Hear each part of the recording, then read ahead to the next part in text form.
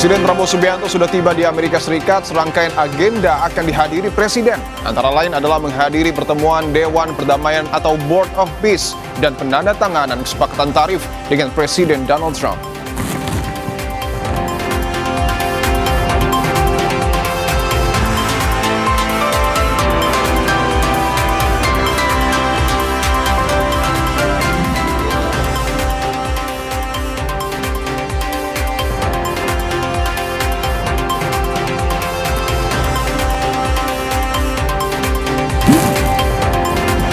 Iran menutup sementara sebagian Selat Hormuz di tengah berlangsungnya perundingan nuklir dengan Amerika Serikat di Jenewa, Swiss.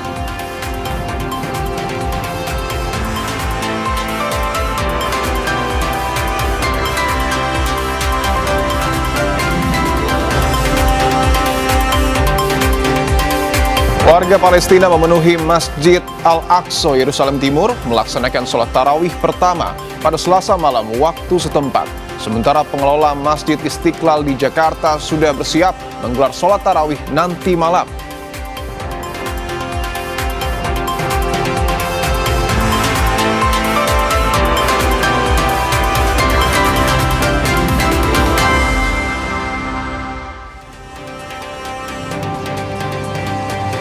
Halo saudara, Anda kembali menyaksikan Kompas Petang bersama saya Masih Tarigan. Dan saya Dipo Nurbahagia. Langsung saja kita mulai Kompas Petang saudara dengan informasi pertama. Tugas penanggulangan kebakaran dan penyelamatan sektor Pademangan melakukan evakuasi terhadap 2 pekerja pemeliharaan gedung yang terjebak di gondola lantai 18 di Pademangan, Jakarta Utara. Tuh si Seknek. Oh, Seknek. Seknek. Oh. Sesenggara.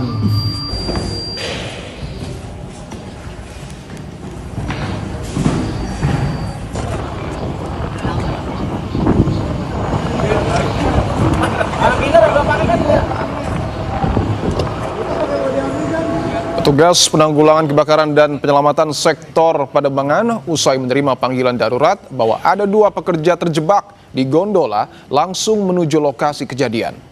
2 pekerja terjebak hampir 1 jam di lantai 18 setelah klemsling mereka terlepas saat melakukan pemeliharaan gedung. Tuh si Seknek. Oh, Seknek. Kencang tarik. Yo, relax Bang, relax. Yo.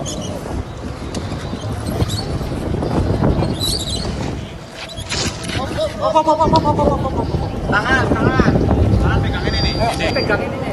Ayo. Oh ya. Siap ya. Siap. Enggak pegangin satu. Yang penting.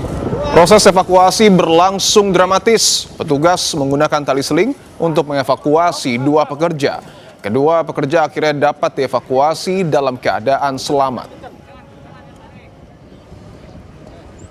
Relax Bang, relax.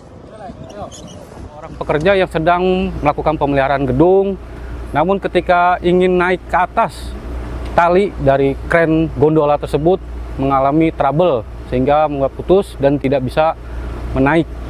Nah, kita mendapat laporan, kita meluncur dan kita alhamdulillah kita evakuasi, kita sampai dengan cepat, selamat dengan menggunakan rangkaian sistem jetrig.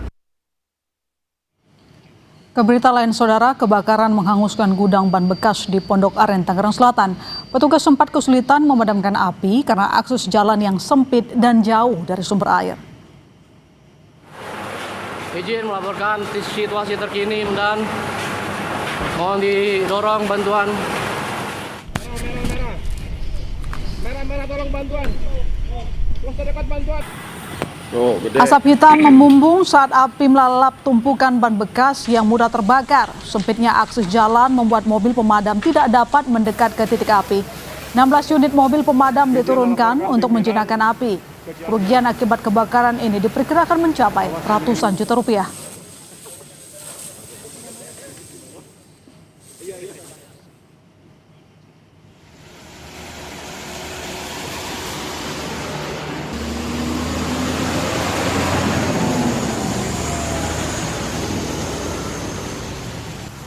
Kebakaran juga terjadi di kilometer 185 ruas tol Cipali, Cirebon, Jawa Barat. Sebuah truk bermuatan tiner hangus terbakar. Dengan cepat api melahap seluruh muatan truk yang mudah terbakar. kebakaran sempat membuat tol Cipali dari Jakarta menuju Jawa Tengah ditutup total.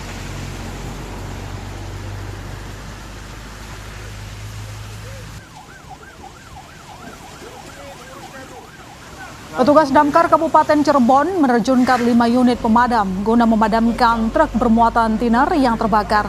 Untuk alasan keamanan, arus kendaraan dari Jakarta menuju Jawa Tengah dihentikan sementara selama proses pemadaman. Setelah api dapat dipadamkan, arus lalu lintas dibuka kembali secara bertahap. Kebakaran cukup lama ini ya Pak, sulit dipadamkan. Kebakaran cukup lama karena BBM ya, dan kita juga terkendala dari stok foam kita yang terbatas. Alhamdulillah setelah kita gunakan foam menghabiskan 3 galon, api langsung bisa padam. Berapa unit kendaraan yang dikerahkan? Kita terjunkan 5 unit dengan personil berarti 30 orang. Kita beralih ke kasus penemuan mayat dalam koper yang menggemparkan warga Brebes, Jawa Tengah. Kurang dari 24 jam, polisi menangkap pelaku di wilayah Majalengka, Jawa Barat pada Selasa dini hari. HP-nya kamu, goloknya mana? Ini uangnya ini Mas Luto. HP-nya mana? Sama goloknya. HP. HP.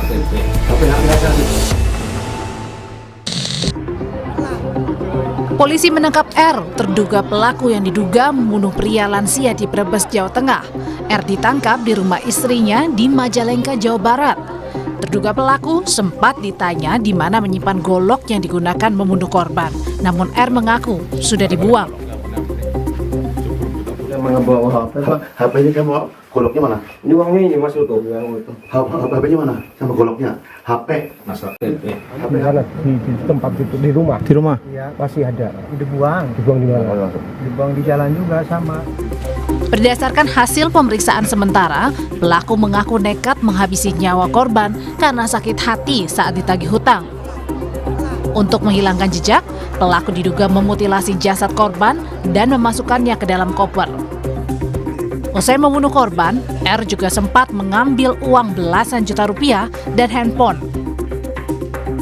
Pelaku ini merasa kesal dan juga emosi saat ditagih hutang.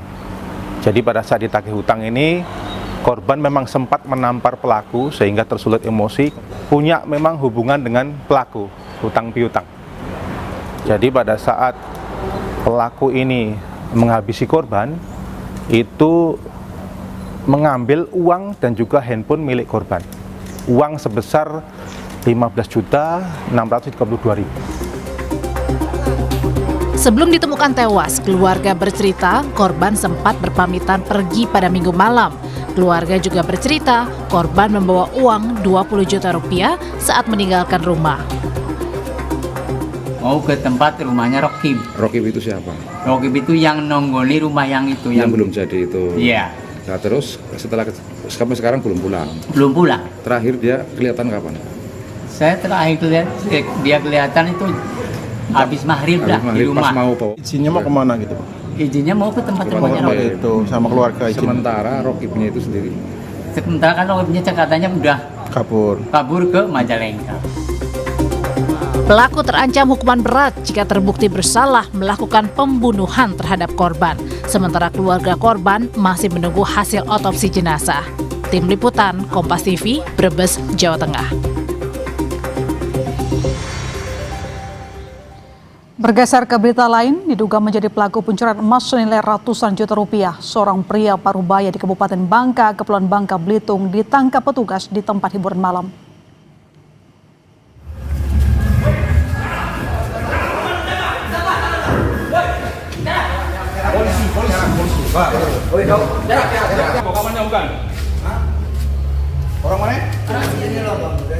Seorang pria Parubaya berinisial U alias BK ditangkap saat sedang pesta minuman keras di tempat hiburan malam di Kabupaten Bangka.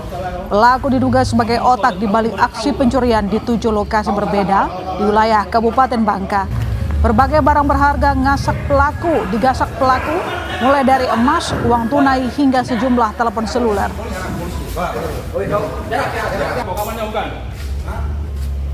Orang mana? Ya, udah. Dalam aksi terbarunya, pelaku nekat menggondol perhiasan milik salah satu korban dengan total nilai kerugian mencapai 150 juta rupiah. Setiap kali beraksi, pelaku selalu mengincar korban lansia karena dinilai mudah dirayu dan ditipu. Pelaku merupakan residivis dengan 4 kali catatan kasus serupa. Kalau yang di Sungai Jatuh kan dia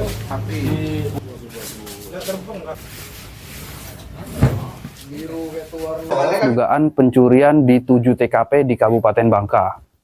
Dan modus yang dilakukan oleh pelaku seperti apa? Untuk modus yang dilakukan oleh pelaku rata-rata menyasar korban lansia, kemudian dengan bujuk rayunya ketika lengah korban diambil barang berharganya, kemudian melarikan diri. Saudara, di Palestina, warga memenuhi Masjid Al-Aqsa Yerusalem Timur untuk melaksanakan sholat tarawih pertama.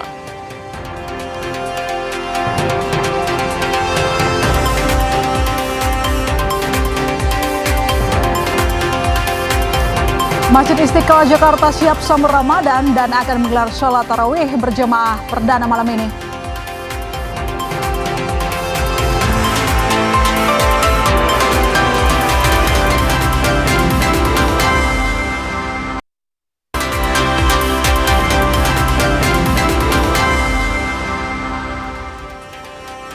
Anda kembali menyaksikan Kompas Petang. Saudara, memasuki bulan Ramadan, warga Muslim di Desa Manasah Raya, PD Jaya, masih berjuang untuk membersihkan rumah dari lumpur sisa banjir bandang.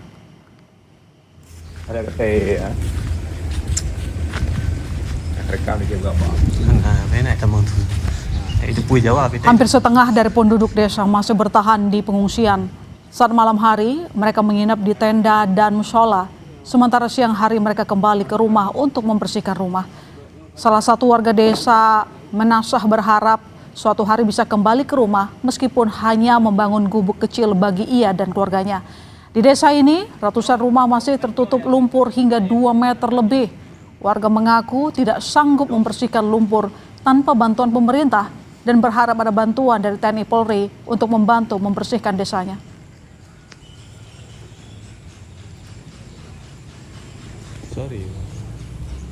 Nggak bisa buka puasa di rumah nih Bang sama keluarga. Nggak bisa. Ibarat lah buka puasa bersama. Kangen nggak Bang bisa buka puasa keluarga di rumah Bang sama bini sama anak? Kangen lah, apa nggak kangen kayak gini. Tidur bareng ya kan, sama-sama di rumah.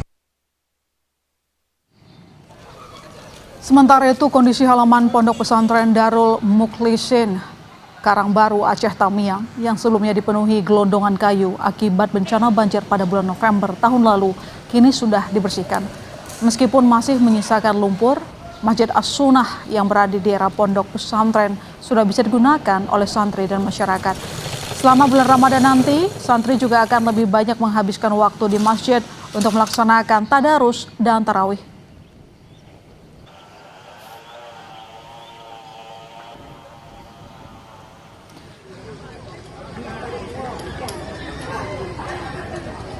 Sementara itu, meskipun belum pulih betul pasca bencana, warga di desa Mayang Cut, PD Jaya tetap antusias menyambut Ramadan dengan menggelar tradisi Mugang yang sudah menjadi tradisi di Aceh setiap Ramadan. Warga korban bencana mendapat bantuan 11 ekor sapi yang dibagikan untuk dimasak dan dimakan bersama. Warga dari seluruh elemen masyarakat berkumpul menikmati masakan daging. Dengan tradisi ini, warga berharap dapat menjalankan puasa di bulan Ramadan dengan lancar dan hikmat.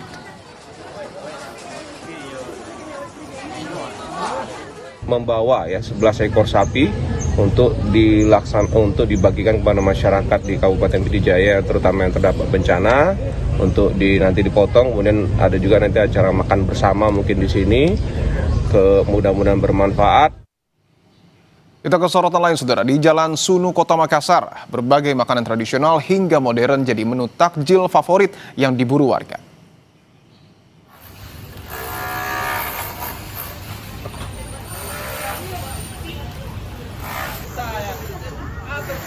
Inilah berbagai macam kue yang dijual di Jalan Sunu, Kota Makassar. Kue tradisional dan modern ini jadi takjil favorit warga Makassar.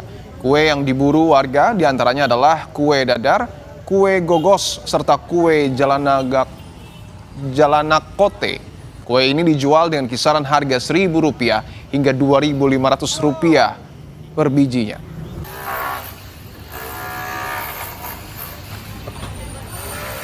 Rame, habis setiap hari juga alhamdulillah. Oh iya, apalagi mungkin ini sudah ada yang puasa Budi?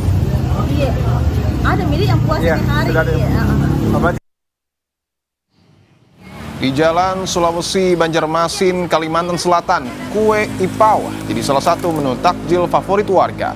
Kue ipau jadi incaran warga karena rasanya yang khas, terbuat dari lapisan adonan tepung dengan isian daging dan sayuran. Warga mengaku rutin membeli kue ipau untuk menu berbuka puasa.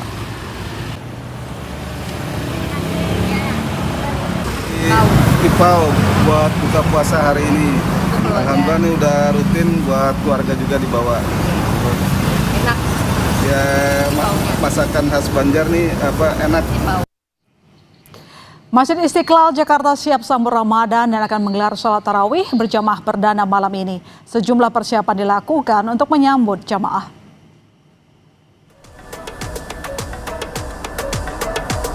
Malam ini Masjid Istiqlal akan menggelar sholat tarawih pertama setelah pemerintah menetapkan 1 Ramadan 1447 Hijriah jatuh pada Kamis 19 Februari. Jelang sholat tarawih perdana, Masjid Istiqlal pun bersiap. Pembersihan hingga pengaturan area ibadah dilakukan untuk ibadah sholat tarawih malam ini. Penanggung jawab fasilitas ibadah Istiqlal Kanda Kusuma bilang, Masjid Istiqlal siap menyambut Ramadan dan melaksanakan tarawih perdana.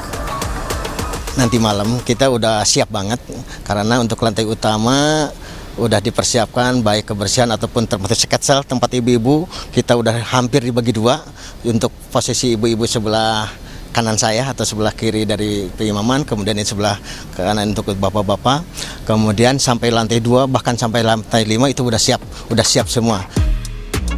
Di bulan Ramadan, Masjid Istiqlal jadi salah satu tempat ibadah favorit warga Jakarta dan sekitarnya. Tidak hanya sholat tarawih, Masjid Istiqlal juga biasanya jadi tempat favorit warga melangsungkan buka bersama. Jihan Jufri, Riki Sultana, Kompas TV, Jakarta. Sementara tadi malam di Palestina, warga memenuhi Masjid Al-Aqsa, Yerusalem Timur untuk melaksanakan sholat tarawih pertama. Jamaah melaksanakan sholat tarawih di halaman dan di dalam masjid dalam suasana damai. Media Palestina menyebut pasukan Israel telah memberlakukan pembatasan di gerbang Masjid Al-Aqsa. Pemeriksaan dilakukan dengan memindai kartu identitas jemaah.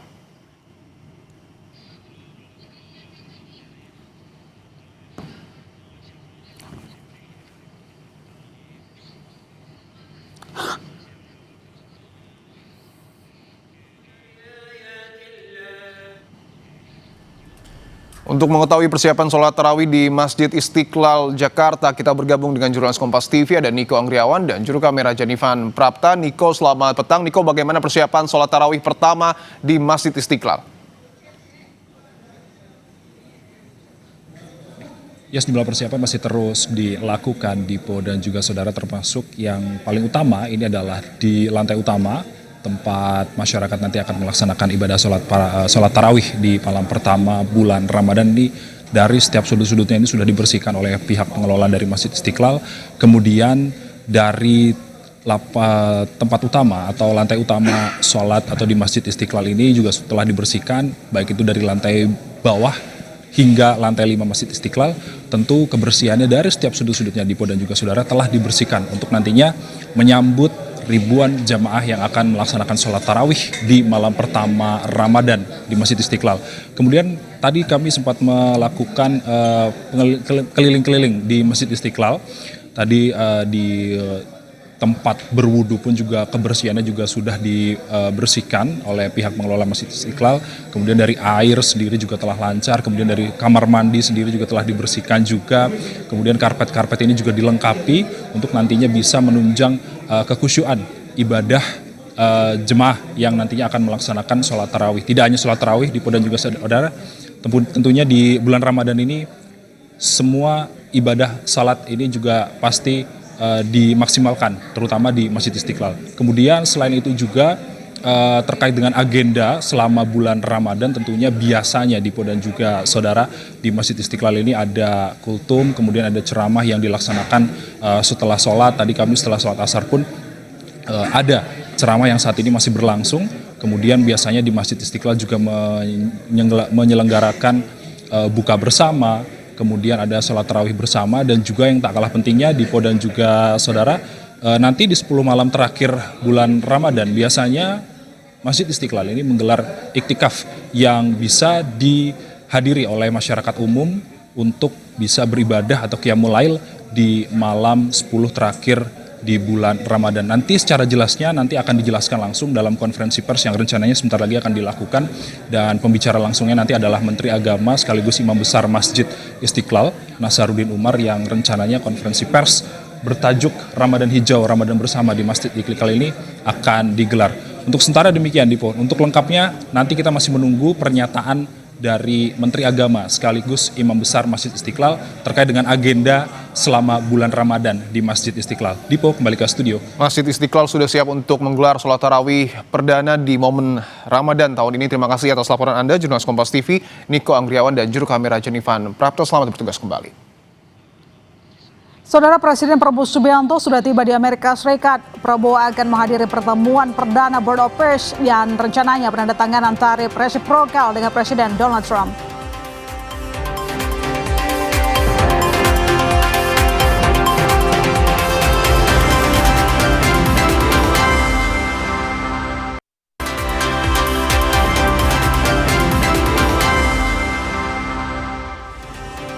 Kompas Petang kami lanjutkan, saudara. Presiden Prabowo Subianto sudah tiba di Amerika Serikat. Prabowo akan menghadiri pertemuan perdana Board of Peace dan rencana penandatanganan tarif resiprokal dengan Presiden Amerika Serikat Donald Trump.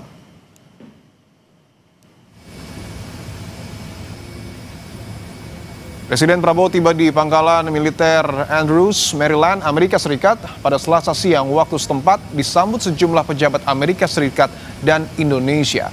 Prabowo kemudian bertolak ke hotel tempatnya menginap di Washington DC dan langsung menyapa puluhan diaspora yang menyambut kedatangannya. Dalam lawatannya ke Amerika Serikat, Prabowo rencananya akan menghadiri pertemuan perdana soal Board of Peace pada 19 Februari mendatang. Agenda lainnya adalah penandatanganan tarif resiprokal dengan Presiden Amerika Serikat Donald Trump. Saudara Kompas TV, lawatan malam pertama Presiden Prabowo Subianto di Amerika Serikat. Presiden Prabowo Subianto direncanakan akan menemui pengusaha yang diagendakan pada 18 Februari 2026. Apa yang akan dibicarakan? Tentu saja hubungan dagang antara Indonesia juga dengan Amerika Serikat dan beberapa sektor usaha yang kemudian menjadi komoditas paling strategis antara Indonesia dan juga Amerika Serikat. Nah, kalau dilihat memang agenda besar yang harus diemban Presiden Prabowo Subianto dalam lawatannya kali ini ada dua, yaitu terkait dengan pertemuan perdana Board of Peace yang akan diselenggarakan langsung oleh Presiden Donald Trump, dan juga yang kedua terkait dengan rencana penandatanganan kesepakatan tarif resiprokal yang dijanjikan oleh Presiden Donald Trump usai keanggotaan Indonesia dalam BOP. Nah, agenda terakhir yang kemudian menjadi sangat penting juga adalah kesepakatan tarif resiprokal antara Indonesia dengan Amerika Serikat, mengingat hubungan dagang antara Indonesia dan Amerika Serikat ini sangat besar dengan nilai perdagangannya juga terus meningkat setiap tahunnya, dan ini juga mengingat bahwa tarif resiprokal ini nantinya akan berdampak pada sektor-sektor tertentu, apalagi sektor strategis yang akan diekspor Indonesia ke Amerika Serikat. Namun hal ini Indonesia harus tetap optimis karena kemarin yang dijanjikan oleh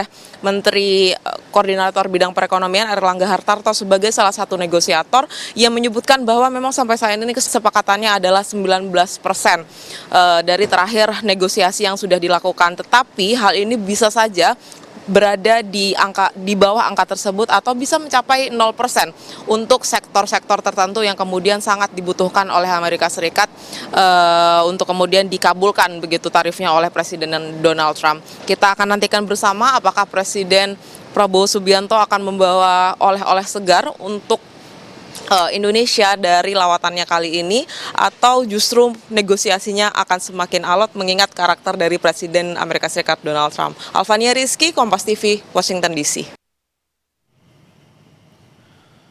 Sementara itu, Saudara, Menteri Luar Negeri Sugiono melakukan pertemuan bilateral dengan Wakil Tetap Palestina untuk PBB, Riyad Mansur, di New York, Amerika Serikat pada Senin waktu setempat. Sugiono menegaskan dukungan penuh Indonesia bagi perdamaian yang adil dan berkelanjutan melalui solusi dua negara. Sugiono juga menyampaikan rencana partisipasi Presiden Prabowo Subianto dalam pertemuan Dewan Perdamaian di Washington DC pekan ini bersama sejumlah pemimpin dunia.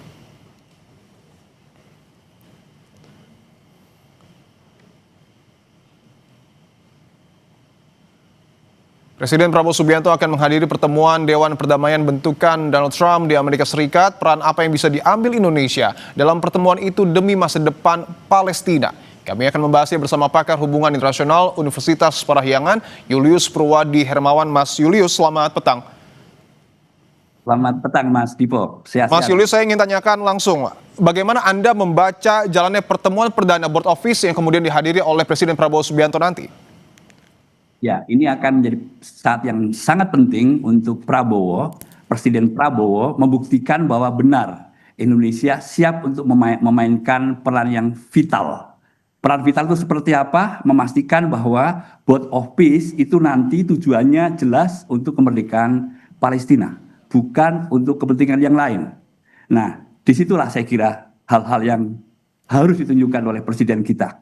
Oke, artinya ini akan menjadi gambaran apakah kemudian Indonesia betul-betul siap untuk mengambil peran vital di Board of Peace. Saya ingin tegaskan lagi, apa yang kemudian harus diprioritaskan oleh Presiden Prabowo Subianto dalam pertemuan nanti, Mas Julius?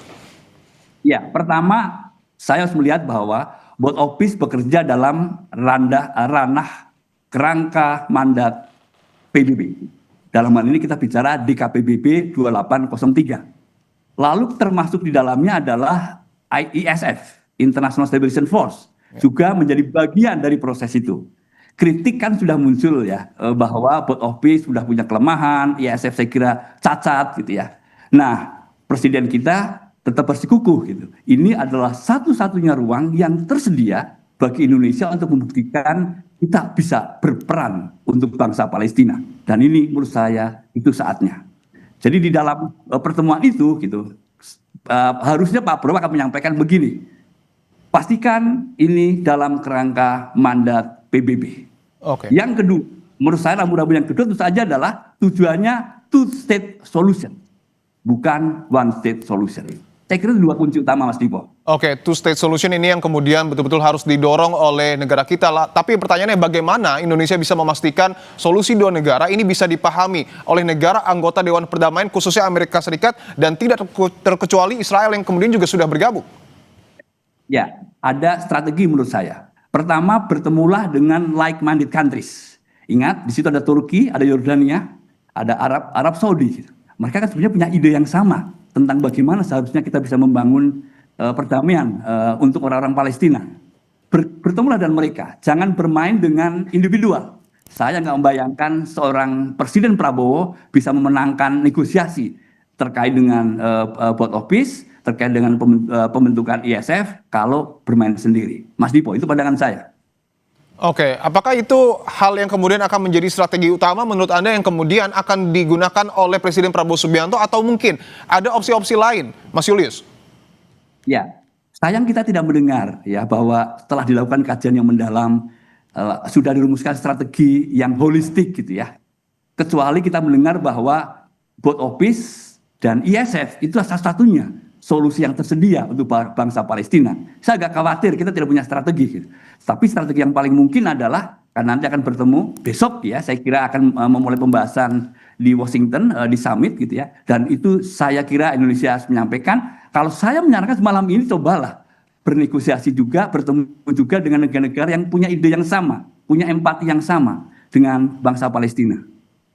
Oke, bahwa sebelumnya saya tidak membayangkan ada strategi yang lain gitu ya. Kecuali kita memanfaatkan pendekatan kita, hubungan personal Presiden Prabowo dengan Presiden Trump. Oke, bahwa kita tahu juga sebelumnya menjadi perhatian Israel beberapa kali juga masih menyerang Gaza, kemudian juga Hamas meminta Dewan Perdamaian atau Board of Peace ini mendesak Israel untuk menghentikan serangan ke Gaza. Bagaimana memastikan Israel ini tidak lagi melakukan penyerangan di Gaza, Mas Julius? Nah, itu sulit ya, sangat sulit. Karena selama ini negosiasi sudah berlangsung, ada kesepakatan dan tidak ada yang permanen. Itu sangat sulit. Sehingga saya pribadi sangat skeptis ya. Pengiriman pasukan Indonesia yang 8.000 gitu, saya pernah sampaikan di dialog petang juga gitu, itu akan mengubah situasi. Apalagi gitu ya, kesan Indonesia terburu-buru ya mengirimkannya gitu. Nah, bayangan saya sebetulnya besok dengar dulu rencana dari Donald Trump, Presiden Amerika Serikat, Donald Trump sebagai chair dan Presiden Amerika Serikat sebagai anggota Board of Peace. Ini saya kira sangat unik gitu ya. Dengar dulu apa rencananya gitu ya. Baru kemudian kita bisa menyampaikan Indonesia bisa apa, komitmen apa yang Indonesia berikan. Posisi ini kurang lebih sama dengan Arab Saudi. Arab Saudi juga sudah menyampaikan sangat jelas, belum bisa berkomitmen sampai mendengar dengan gamblang terus terang benderang gitu apa rencana Presiden Donald Trump terkait dengan Board of Peace dan proses selanjutnya. Oke, artinya penjelasan soal makna dari Board of Peace termasuk perannya terhadap Gaza ataupun Palestina ini harus betul-betul menjadi pembahasan yang diklirkan dalam pertemuan perdana ini, Mas Julius? Saya kira ya, dan itu tidak bisa ditawar. Dan kita hanya bisa menyampaikan komitmen kita kalau belak-belakan, kalau semuanya clear, transparan, visinya jelas, termasuk juga timeline-nya. Menurut saya itu dulu gitu ya, dan besok harusnya disepakati di situ gitu. Mas Dipo, saya sendiri jujur skeptis ya, saya harus sampaikan juga, bisa nggak Indonesia menyampaikan itu gitu, meminta itu gitu, clearance sesuatu yang transparan dari Presiden Donald Trump untuk apa sih sebetulnya rencana yang akan dilakukan terkait dengan rekonstruksi di Gaza. Oke, di sisi lain juga Menlu sudah bertemu dengan wakil tetap Palestina untuk PBB. Anda membacanya seperti apa pertemuan ini? Ya, wakil Palestina sangat jelas bahwa semua proses perdamaian di Palestina, termasuk di Gaza, itu harus dalam mandat PBB. Itu clear sekali gitu. Dan saya berharap pertemuan Menteri Luar Negeri kita dengan perwakilan dari Palestina itu juga clear, terang benderang. Dan seharusnya dengan saya, Pak Menteri juga mencatat dengan baik, lalu kemudian besok akan disampaikan oleh Presiden kita bahwa ayo kita bicara sesuai dengan track multilateralisme. Mandat harus jelas. Mas Dipo. Oke, artinya tidak hanya BOP tetapi juga melalui PBB, Indonesia masih terus bisa bersuara untuk kemudian menyatakan sikapnya untuk mendukung Palestina. Ya, sayangnya sekarang jalurnya kan terpisah ya. BOP itu sendiri, lalu kemudian PBB terpisah gitu. Dalam hal ini saya bicara soal DKPBB. Dan Indonesia kan tidak menjadi anggota DKPBB, bukan anggota tidak tetap juga bukan gitu ya. Tetapi Indonesia bisa menyalurkan pandangannya kepada mereka yang sekarang ada duduk di DKPBB untuk proaktif segera menyampaikan pentingnya DKPBB menjadi proaktif dalam kasus pembentukan BOP yang tidak sesuai dengan mandat PBB. Oke, bahwa tentu menjadi menarik juga melihat dinamika politik yang ada di dunia saat ini. Apakah menurut Anda Dewan Perdamaian bisa memberikan solusi bagi Gaza dan tidak jadi alat kepentingan bagi negara tertentu, Mas Julius? Nah, itu yang saya khawatir betul ya. Bahwa kalau kita membaca dari awal, BOP ini sepertinya lebih condong ada alat kepentingan. Kepentingan atas nama kemerdekaan Palestina, martabat bangsa Palestina gitu ya. Lalu muncullah BOP ini. Dan kalau kita cermati charter dari BOP itu kan banyak kejanggalan. Saya kira ini sudah disampaikan oleh banyak pakar HI, termasuk juga oleh diplomat-diplomat senior gitu, kejanggalan-kejanggalan itu gitu. Tetapi lagi kan rasionalisasi kita nyebut bahwa BOP ini kan satu-satunya jalan sekarang, nggak ada yang lain gitu. Nggak ada yang lain gitu. Nah, kalau nggak ada yang lain, nah sekarang tinggal gimana kita memainkan strategi yang efektif, yang saya bayangkan sudah disiapkan oleh negosiator-negosiator kita, oleh ahli-ahli strategi kita yang sekarang bergabung di Washington gitu. Harapan saya itu gitu. Baik, tentu kita sama-sama menunggu peran vital dan juga strategi dari negara kita untuk betul-betul berperan dalam pertemuan perdana Board of Peace termasuk juga untuk mendukung Palestina. Terima kasih Pakar Hubungan Internasional Universitas Parahyangan, Mas Julius Purwadi Hermawan telah bergabung di Kompas Petang. Terima kasih Mas Dipo. Saudara penerima SP3 kasus ijazah Jokowi Egy Sujana meminta proses hukum pelaporannya ke Polda Metro Jaya terhadap Roy Suryo tetap berjalan. Egy mengaku tersinggung dituding pengkhianat oleh Roy Suryo karena menemui Jokowi di Solo.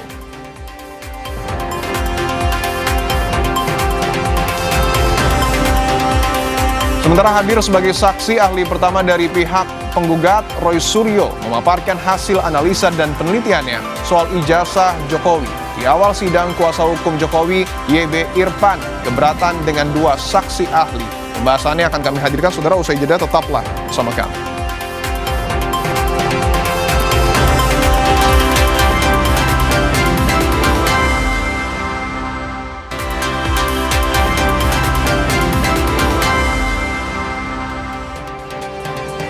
Anda kembali menyaksikan Kompas Petang. Saudara penerima SP3 kasus ijazah Jokowi Egy Sujana minta proses hukum pelaporannya ke Polda Metro Jaya terhadap Roy Suryo tetap berjalan.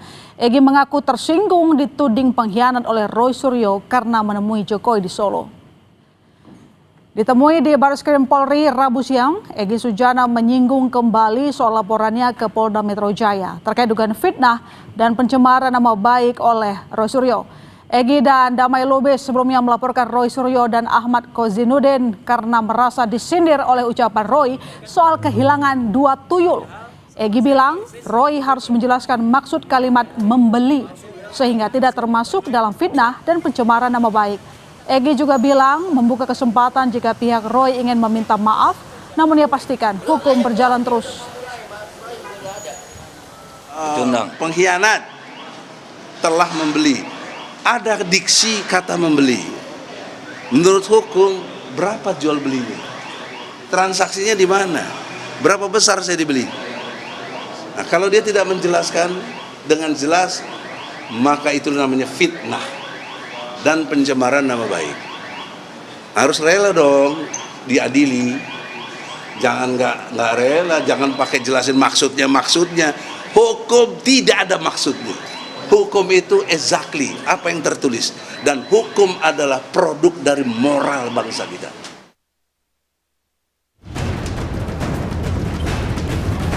RJ ini pasal 79 tadi ayat 5 dinyatakan harus mendapatkan penetapan pengadilan. Emangnya singkong dicabut-cabut diminta hentikan? Hah? Yang bener aja lah, sudah 8 bulan, berapa bulan ini kita lakukan penyidikan. Hadir sebagai saksi ahli pertama dari pihak penggugat, Roy Suryo memaparkan hasil analisa dan penelitiannya soal ijazah Jokowi. Di awal sidang, kuasa hukum Jokowi YB Irfan keberatan dengan 2 saksi ahli yaitu Roy Suryo dan Rismon Sianipar. Alasannya, kedua saksi ahli merupakan tersangka dalam kasus yang terkait dengan ijazah Jokowi. Sebagai balasan, Roy pun menolak menjawab pertanyaan yang diajukan kuasa hukum Jokowi. Apakah saudara pernah untuk melakukan wawancara terhadap Dekan Fakultas Kehutanan? Apa maksud pertanyaan ini? Bapak kan keberatan dengan kehadiran saya. Kalau Bapak masih menanyakan kepada saya, apa gunanya jawaban saya? Bapak kan keberatan. Saya jelek-jelek begini sudah sering hadir di persidangan, Bapak. Tak jauh berbeda dengan keterangannya di berbagai kesempatan, dalam sidang Citizen Lawsuit di Solo, Roy kembali memaparkan soal adanya perbedaan mencolok pada 2 lembar kertas dalam 1 bundel skripsi. Saat konvers hari Senin lalu, Roy menjelaskan jika lembar di sisi kanan tampak lebih kusam dan diperkirakan telah berusia sekitar 40 tahun. Sementara lembar lainnya terlihat berbeda kondisi fisiknya meski keduanya berada dalam 1 jilid skripsi yang sama. Ini adalah kertas yang sangat indah, kertas baru, karena ini sudah dicetak dengan mesin cetak baru, pakai inkjet ini. Padahal mesin inkjet itu belum ada di tahun 85. Adanya adalah tahun 85 adalah mesin ketik ini. Teman-teman bisa lihat, kertasnya saja beda. Kertas sebelah kanan sudah kusem atau belawus dalam bahasa daerah. Kertas sebelah kiri masih tampak baru. Dan itu deskripsi yang sama, logis tidak? Selain memaparkan temuan mereka terkait ijazah Jokowi, pihak Roy yang didukung ex-Wakapolri Komjen Purnawirawan Ugroseno kembali mendesak polisi untuk mencabut laporan Jokowi soal dugaan fitnah kepada Roy, Rismond, dan Tifa. Hal ini sebagai buntut dari SP3 yang dikeluarkan untuk Egy Sujana dan Damai Lubis. Perbuatan pencemaran nama baik dan fitnah karena sudah diarahkan ke RJ ini pasal 79 tadi ayat 5 dinyatakan harus mendapatkan penetapan pengadilan. Perbuatan yang dituduhkan kepada 8 orang berarti sudah selesai, tidak akan dilanjutkan lagi. Karena tidak akan mungkin bisa diproses ke kejaksaan ataupun ke pengadilan. Desakan pemberian SP3 dari kubu Roy ini dinilai relawan Jokowi sebagai bentuk putus asa Roy CS menghadapi proses hukum di Polda Metro Jaya. Mereka bahkan menantang agar segala dalil yang disampaikan kubu Roy diajukan lewat pra-peradilan. Emangnya singkong dicabut-cabut diminta hentikan? Hah? Yang benar aja lah, sudah 8 bulan, berapa bulan ini kita lakukan penyidikan. Jadi kan kita lihat ya, yang saya katakan tadi, mereka ini sudah putus asa, sudah desperate untuk itu. Mau mana celah mana lagi untuk kita? Udah suruh prapit aja bang, suruh prapit aja. Kita tantang dari dulu minta tantang prapit. Aja prapit aja lah. Tapi nggak berani mereka prapit. Berani juga. Apalagi Bang Refli Harun kan selalu menghindar untuk prapit untuk itu. Prapit kau, prapit kau. Iya. Sebelumnya, kubu Roy juga mencoba upaya hukum ke Mahkamah Konstitusi melalui uji material sejumlah pasal yang membuat mereka jadi tersangka kasus ijazah. Kubu Roy minta agar sebagai peneliti atas ijazah milik mantan pejabat publik tidak dapat dipidana. Dan jauh sebelumnya, kubu Roy juga sudah meminta bantuan Komnas HAM. Mereka bilang ada sejumlah pelanggaran HAM dalam penanganan kasus ijazah di Polda Metro Jaya, seperti penetapan tersangka serta pelimpahan perkara yang dinilai sangat bermasalah, serta pasal-pasal yang dikenakan pada Roy CS yang dinilainya tidak layak. Tim Liputan Kompas TV. Setelah mendesak polisi agar menerbitkan SP3 untuk kasusnya, Roy Suryo kembali menyoal sejumlah temuannya terkait ijazah hingga lembar skripsi Jokowi. Lalu apa sebenarnya strategi Roy CS menghadapi gugatan Jokowi? Apalagi Jokowi pastikan kasusnya harus sampai ke pengadilan.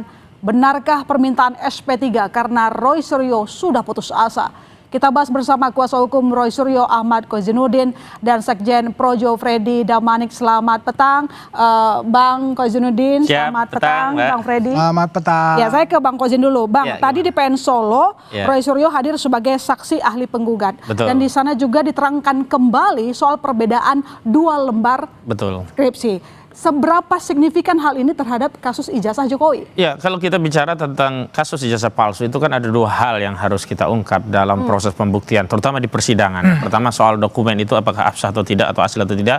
Yang kedua berkaitan dengan proses akademik yang dilalui apakah sah atau tidak.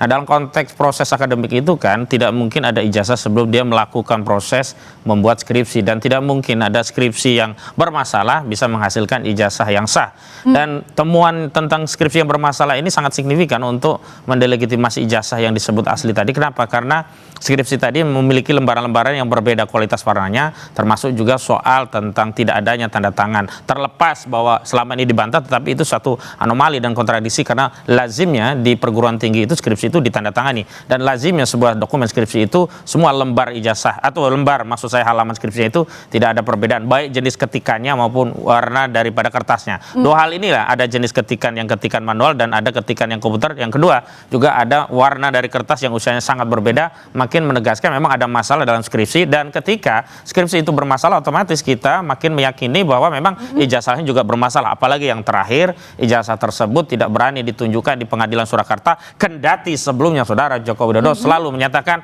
akan siap hadir di pengadilan jika diminta hakim, baik dari ijazah SD, SMP, SMA, bahkan dia siap ya dalam konteks ya untuk PSI, dia siap untuk pergi ke katakanlah ya ada 38 provinsi, 514 kota kabupaten, bahkan 7.000 kecamatan, tetapi dipanggil di Pengadilan Negeri Surakarta untuk hadir menunjukkan ijazahnya, tak pernah hadir. Dan Berapa ini kali makin mangkir? menegaskan. Berapa kali mangkir? Oh, tentunya setiap persidangan yang dia tidak hadiri itu adalah mangkir, kendati dalam perdata itu bisa saja diwakili. Tetapi kita ingin membuktikan bahwa ucapan Saudara Joko Widodo yang dia butuh forum pengadilan untuk membuktikan ijazahnya, ternyata itu hanyalah dusta belaka. Oke. Bang Freddy bagaimana? Apanya ini bagaimana? Ini kan Banyak banget soalnya. tadi disampaikan bahwa dalam sidang ini kan ada dua keterangan dari Roy Suryo. Pertama tadi soal lembar skripsi yang berbeda, kemudian tidak ada tanda tangan penguji begitu. Abang kan pernah kuliah, abang pernah bikin skripsi begitu. Jadi gimana? Jadi gini, jadi itu kan dalam persidangan Citizen Law Suite. Ya, sebetulnya persidangan Citizen Law Suite ini adalah gugatan warga negara terhadap kebijakan pemerintah biasanya, terhadap kebijakan lembaga pemerintah yang dianggap merugikan warga negara. Nah kali ini oke lah, ini sudah sampai pada tahap pembuktian. Cuman yang mau saya sampaikan adalah bahwa alat bukti itu kan ada beberapa. Pertama ya bukti surat. Biasanya bukti surat ini nih yang otentik ini. Ya. Nah, kemudian di dalam dalil hukum khususnya hukum perdata, ya siapa yang mendalilkan dia membuktikan. Nah, ini dalam perkara ini ada nggak pihak penggugat itu mempunyai bukti autentik yang dihadirkan di pengadilan yang mendukung bahwa ijazah itu palsu? Itu yang pertama. Saya rasa sampai sekarang belum ada. Oke. Kemudian kesaksian. Ada nggak pihak penggugat itu menghadirkan saksi yang mengetahui atau mendukung dalil-dalil mereka itu yang menyatakan ijazah itu palsu? Misalnya contoh, dulu saya waktu di UGM, misalnya nih ada salah satu alumni UGM, dia tuh setahu saya nggak pernah lulus. Atau ada pegawai UGM, UGM nggak pernah mengeluarkan. Ada nggak? Nggak ada yang berkaitan dengan itu, malah yang ada sebaliknya.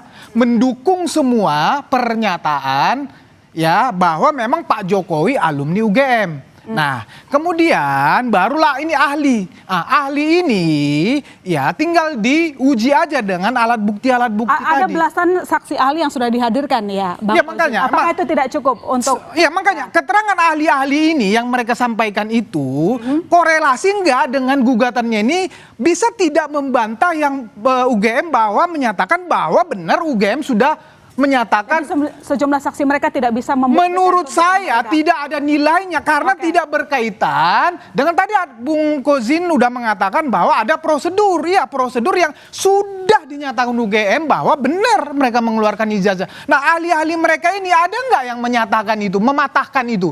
Nah itu sebetulnya makanya ahli-ahli mereka ini menurut saya tidak ada nilainya di persidangan itu. Ada nggak saksi dan ahli yang menyatakan bahwa ijazah dari Jokowi itu tidak asli?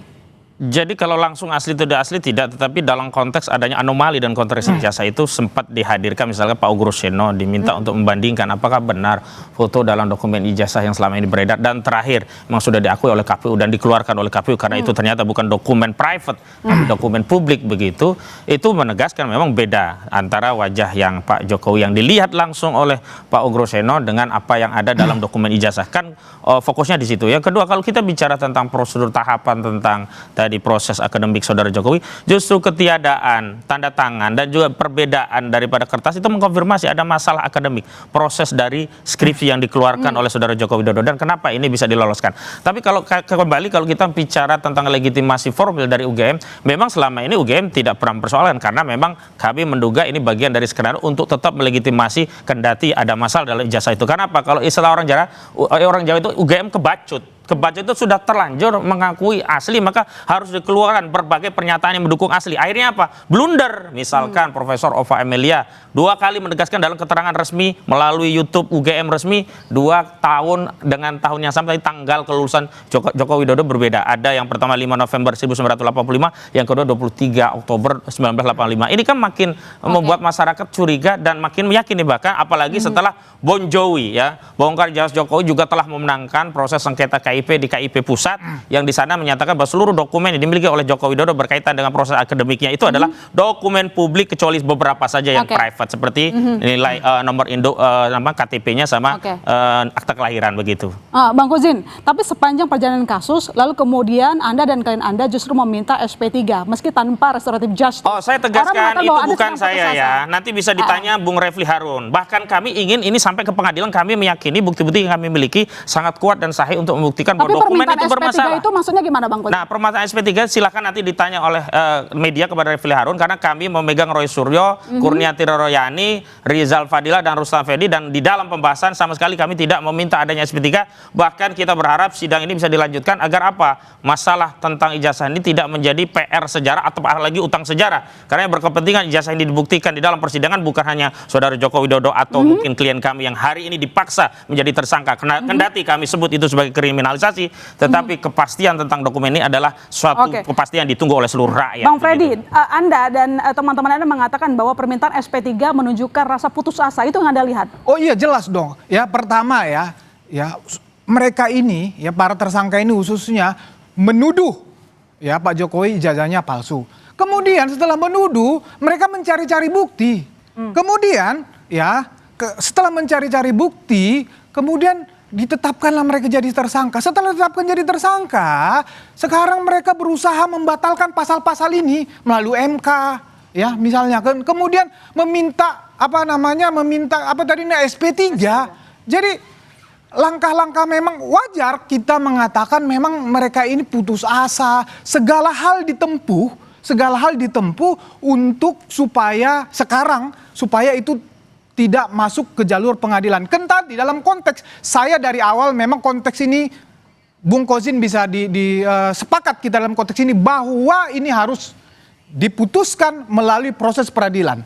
Ya, kalau kami lebih sepakat peradilan pidana. Karena disitulah pembuktian material, nanti semua alat bukti, semua bukti-bukti, semua saksi akan diproses, diperiksa di persidangan, masing-masing pihak bisa men-challenge, publik bisa mengakses semua. Jadi menurut saya memang satu-satunya jalan adalah dibuktikan di pengadilan, peradilan umum pidana. Jadi nanti dari situlah maka ini akan terjawab yang saya bilang tujuan hukum tadi, adab kepastian hukum di situ. Pak Jokowi juga mendapat keadilan hukum, para tersangka juga akan mendapat keadilan hukum kalau memang ternyata itu dia yang benar. Kemudian masyarakat akan mendapat kemanfaatan hukum. Jadi memang satu-satunya cara untuk mendapatkan tujuan hukum hanya melalui proses peradilan. Bang Kozin, kalau kita lihat kan Bang Egy melaporkan klien Anda begitu, dan di sini apakah Anda melihat ini merupakan sebuah serangan balik dari seorang Jokowi? Justru itu yang kami tafsirkan bahwa Saudara Joko Widodo melakukan dua strategi sekaligus, ya ini pecah belah sekaligus adu domba.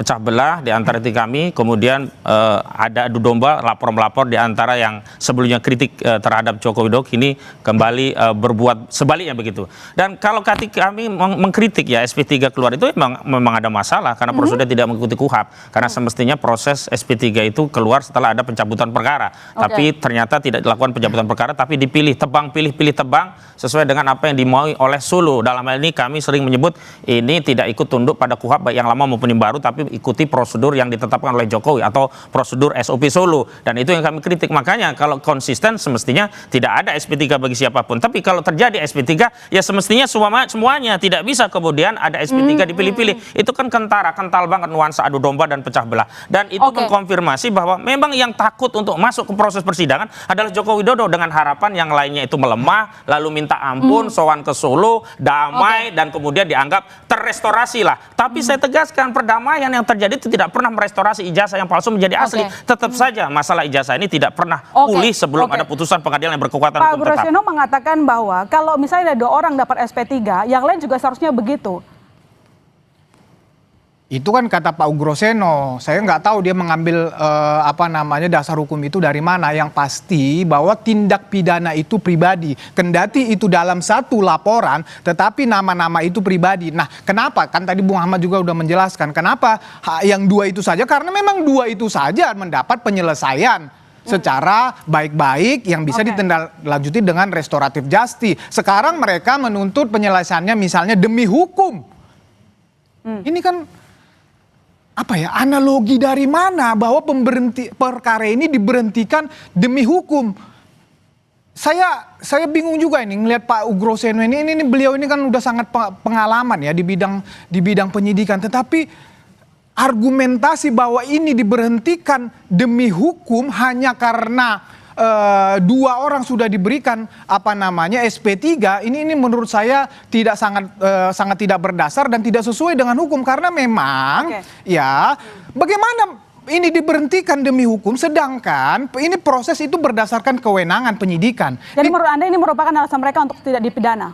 Memang ini adalah alasan mereka untuk menghindari proses hukum. Oke, saya juga bingung. Bung Hamad bersetuju ini harus dibuktikan di pengadilan. Sementara di sana harus diberhentikan demi hukum. Ya kalau kemarin karena mentok ini restoratif justice, karena kan mereka nggak mungkin datang kan begitu, maka sekarang dipakai cara demi hukum. Ini terus menerus alasan yang dicari-cari kan begitu. Itu yang kita tidak pernah. Kalau berdasarkan KUHP, bukankah kalau misalnya orang dapat SP3 harus melalui restoratif justice minta maaf dulu? Jadi sederhana saja, ini kan laporan polisinya satu dari Joko Widodo, lalu orang-orang ini menjadi satu kesatuan di LP-kan. Dan dalam penyelesaian restoratif justice dimulai adanya permohonan restoratif justice, ditindaklanjuti mediasi oleh polisi kepada para pihak, dilakukan perdamaian, lalu perdamaian itu ditetapkan pengadilan, lalu mekanismenya dengan pencabutan laporan, setelah itu baru SP3. Jadi ada mekanisme pencabutan laporan dan ini tidak terjadi. Itulah yang kemudian kami nilai ini SOP-nya ngikuti Solo dengan menerapkan strategi pecah belah dan adu domba dengan harapan yang lainnya lelah, putus asa, kemudian sowan ke Solo minta ampun seperti yang dua. Saya tegaskan, sorry, tidak pernah ada niat sedikit pun dari Roy Suryo dan kawan-kawan yang kami tangani merasa putus asa, apalagi minta maaf, karena mereka tegas berada di jalan kebenaran dan siap untuk beradu argumentasi. Bahwa ada kritik terhadap SP3 dan semestinya demi hukum semuanya itu berhenti, memang iya, karena polisi tidak boleh jadi alat kekuasaan Jokowi dengan cara mengadu domba dan memecah belah perjuangan ini dengan cara memberi SP3 secara nyicil, begitu maksud saya. Baik, kita tunggu nanti proses selanjutnya. Terima kasih Bang Fajrudin, terima kasih Bang Freddy telah bergabung di Kompas Petang. Saudara, sorotan lain di Kompas Petang, Iran menutup sementara sebagian Selat Hormuz di tengah berlangsungnya perundingan nuklir dengan Amerika Serikat di Jenewa, Swiss. Kami segera kembali.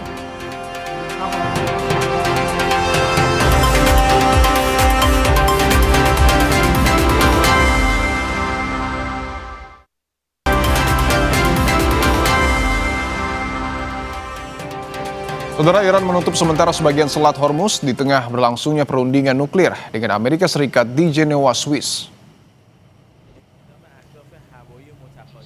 Media pemerintah Iran menyebut penutupan tersebut dilakukan sebagai langkah pencegahan keamanan seiring latihan militer Garda Revolusi di jalur pelayaran strategis itu.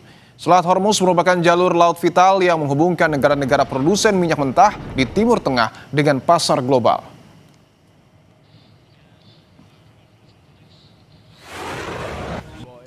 Sebelumnya, pemimpin tertinggi Iran, Ayatollah Ali Khamenei, mengancam akan tenggelamkan kapal-kapal perang Amerika Serikat. Ancaman itu dilontarkan Khamenei di tengah berlanjutnya negosiasi nuklir di antara kedua negara. Khamenei juga membantah klaim Presiden Amerika Serikat soal superioritas militer Amerika. Menurutnya, kekuatan militer terkuat di dunia pun bisa dihancurkan hingga tidak bisa bangkit lagi.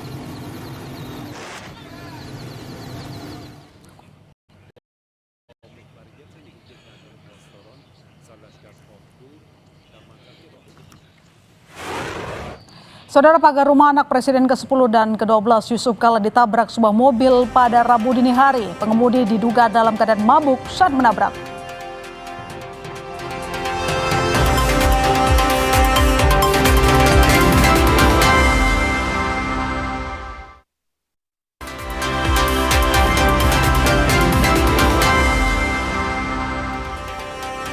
Saudara, pagar rumah anak Presiden ke-10 dan ke-12 Yusuf Kala ditabrak sebuah mobil pada Rabu dini hari. Pengemudi diduga dalam keadaan mabuk saat menabrak.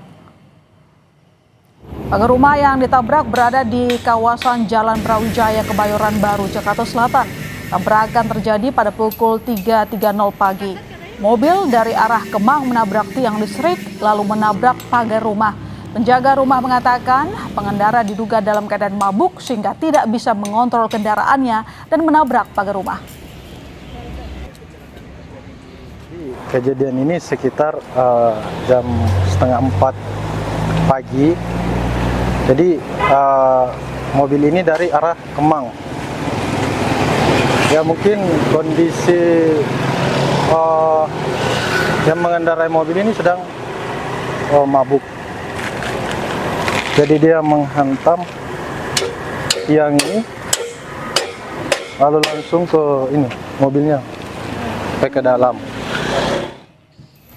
Polisi menyebut pengemudi mobil diduga tidak bisa mengontrol mobilnya hingga menabrak pagar rumah milik anak dari Wakil Presiden ke-10 dan ke-12 Yusuf Kala.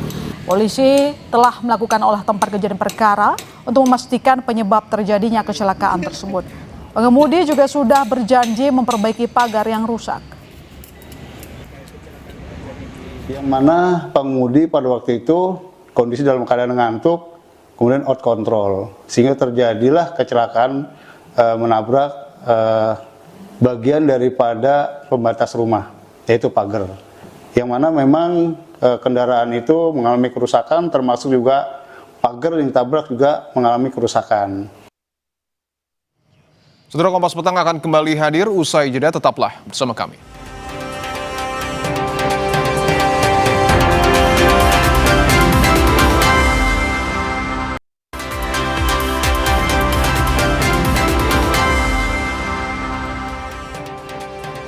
Saudara, Masjid Istiqlal Jakarta malam ini akan menggelar sholat tarawih perdana setelah pemerintah menetapkan Ramadan jatuh pada Kamis 19 Februari 2026. Menteri Agama Nasaruddin Umar akan mengisi kultum malam ini dengan topik Ramadan Hijau, Ramadan Bersama. Tarawih perdana malam ini akan dihadiri sejumlah tokoh, duta besar, dan menteri di bulan Ramadan tahun ini. Sebelum memasuki waktu sholat tarawih, Masjid Istiqlal akan menggelar pertunjukan berbagai tarian internasional yang berlanjut dengan kultum. Kegiatan buka bersama rutin juga akan digelar untuk 4.000 hingga 5.000 jamaah pada hari Senin hingga Kamis. Sementara untuk hari Jumat hingga hari Minggu, buka bersama disediakan untuk 7.000 hingga 10.000 orang. Sebelum sholat tarawih dimulai, kita tampilkan karya internasional. Karya internasional ini digilir sampai hari terakhir Ramadan, dan habis itu kita tampilkan penceramah kultum, dan itu kita ambil orang-orang yang sangat populer, apakah populer karena keilmuannya, atau populer itu karena artisnya, atau populer itu karena artinya artis yang religi ya. Informasi tadi sekaligus menutup perjumpaan kita di Kompas Petang. Saya masih Tarigan. Dan saya Dipo Nurbahagia. Terima kasih. Sampai jumpa.